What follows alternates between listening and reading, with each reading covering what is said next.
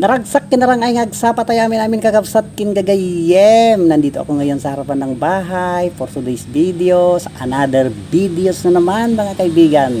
So alas 8 iti oras kakapsat tatay lang kahit nagdaldalusak kadagitay mula tayong Vietnam Rose.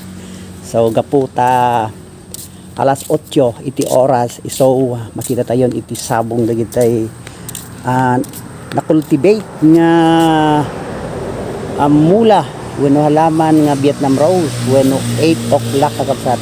Tignan natin mga kaibigan, bumubuka kayo itong sabong niya.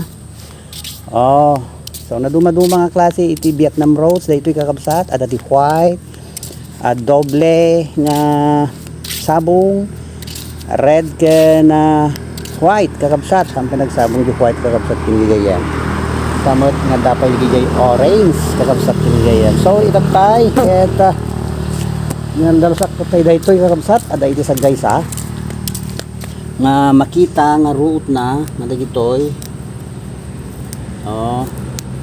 pero nadalosakon kakabsat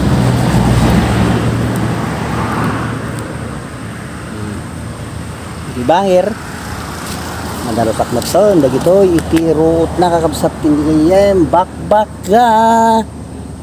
masansan nga dumaktalig iti bakbaka.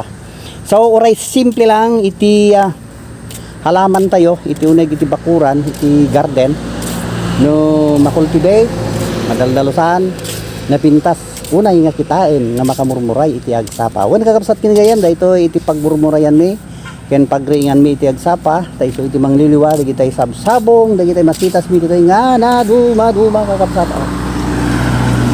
gay kakabsat iti halaman mi dito. God bless us all kada kaya amin aldawet agal sa tayo mutten alas 8 pasado alas 9 iti oras. God bless Luzon, Visayas and Mindanao.